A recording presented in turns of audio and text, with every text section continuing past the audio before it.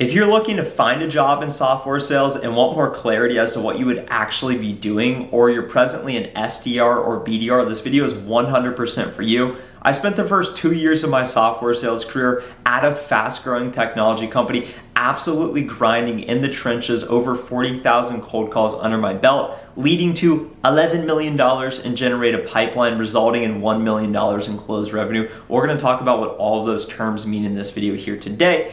If you're interested in starting in tech sales, the foundational role is either a sales development representative or a business development representative. They're essentially the same thing. You're doing top of the funnel activities, making cold calls, sending emails, doing LinkedIn notes, prospecting, trying to generate pipeline so that you can set meetings for your account executives. That's the role I'm currently in right now, and that's where you promote after you put in your time as an SDR. Account executive, middle of the funnel activities, you're working on actually closing the deals. So as an SDR, you're trying to find meetings, generate new customers.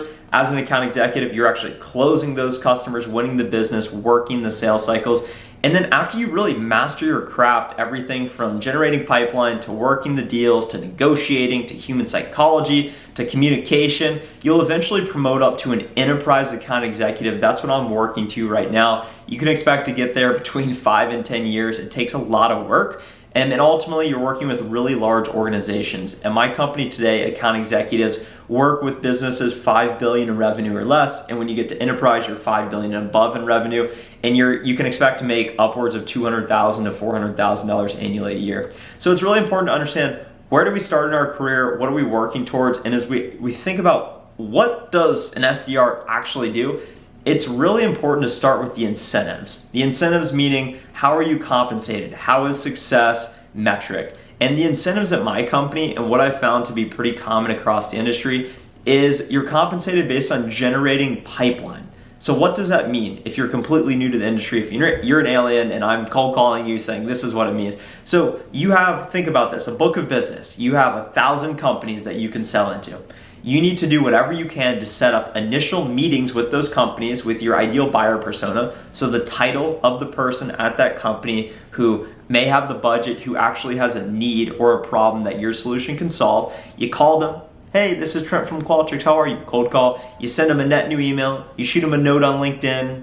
You reach out to them on Facebook, slide in the DMs on Instagram, whatever it may take to set up that initial meeting. And then the SDR sets up the initial meeting. They loop in the account executive, like myself, to actually run the meeting, build the value. And if we're able to progress the meeting, if we're able to get a next step, if we're able to qualify budget, timeline, pain, whatever you want to metric it against, then we set up an additional meeting, which may be a discovery call, it may be a demo.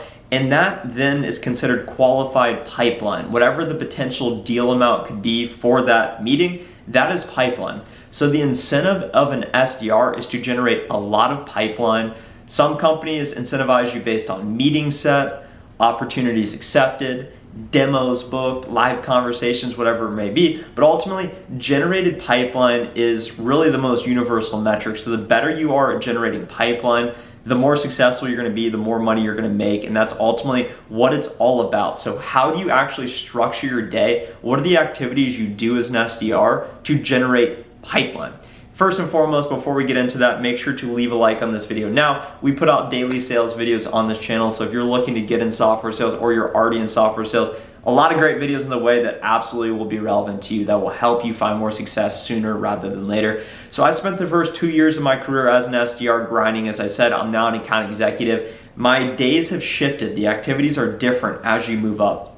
As an SDR, let's look at an average day. I'm trying to get into the office by 7:15 a.m. Okay, you got to start the day early. It's really important as an SDR, and then you always got to stay late. As soon as I get in, what I'm doing is I'm looking at my day. Do I have any meetings on the calendar that I've set up? And anytime you set up a meeting via a cold call or an email, it's usually a little shaky. So a best practice is always send a reminder, either the day before or the morning of, to the prospect. Subject line, call reminder, company name. Hey, looking forward to our call later at XYZ time. We put a Zoom link in the calendar invite. Here's an article that you may find relevant. Always add value in every interaction. So as an SDR, not everyone cares about those little details, and that's why not everyone hits their quota month after month. Once I do that, I start to prospect. Prospecting looks like using the sales tools that my organization equips me with: LinkedIn Sales Navigator, Zoom Info, Salesforce. I go through my book of business, I find potential prospects, and then I add them to my sequence. I use a tool called Outreach, which tracks my sequences. Think of it as a sales enablement platform. What Outreach does is it helps me add prospects to my sequence. A sequence is a combination of emails, calls. It organizes my tasks for me. So I'm trying to add as many people to my sequence as I can, because the more volume, the more successful you're going to be as a rep. I'm going to add hopefully 5 to 10 people in the morning. And then once it's about 7:45 or 8 to 8:30 local time, start cold calling. A professional tip is designate certain blocks on your calendar for certain activities. So I'm going to color code, and I'm going to designate cold calling as a yellow block, and I'm going to call straight for 30 minutes to an hour. I'm only going to focus on that one activity. When you switch between tasks, it tends to lead to distraction, or it tends to lead to you getting off task. So it's really important to stay on one specific task at one given point in time, because as an SDR, repetition and consistency is the most important. You don't necessarily need to be the most talented. You just need to constantly do the right activities each and every day. So once I do my initial cold calling block, then it's going to be most likely 10:30. At that point, hopefully I have a meeting that I'm going to participate in, that I'm going to be able to actually generate some pipeline on. At that point, I'll then go back to prospecting. All it is finding people to call them, and then repeat. That's all it is. And then as I think about that, that's active prospecting. What I also like to do during the day is self-development. And what I would bucket into self-development is also collaboration. So a lot of your time is going to be spent collaborating with others, whether it be internal meetings or whether it be you actually reading materials, watching something that's going to help you in your role. So I, as an SDR, best practice, always meet with your account executives at least once every week. And be someone who over communicates. It's better to over communicate. It's better to actually care about the little details, because that's what's going to improve your opportunity acceptance rate. That's what's going to improve your set rate. That's going to improve your show rate when you actually set up the meetings. And generally, that's what you do as an SDR. You do active prospecting. You do general prospecting of just trying to find people to show up. And ultimately, your whole purpose is to generate pipeline. You're going to most likely eventually figure out a recipe that you can do, and then you're going to start to have success. And then the biggest problem I faced as an SDR wasn't hitting my quota. It was dealing with complacency. After I'd hit my quota, I would lose my sense of purpose, and I would say, you know what, I don't care to make an extra $200.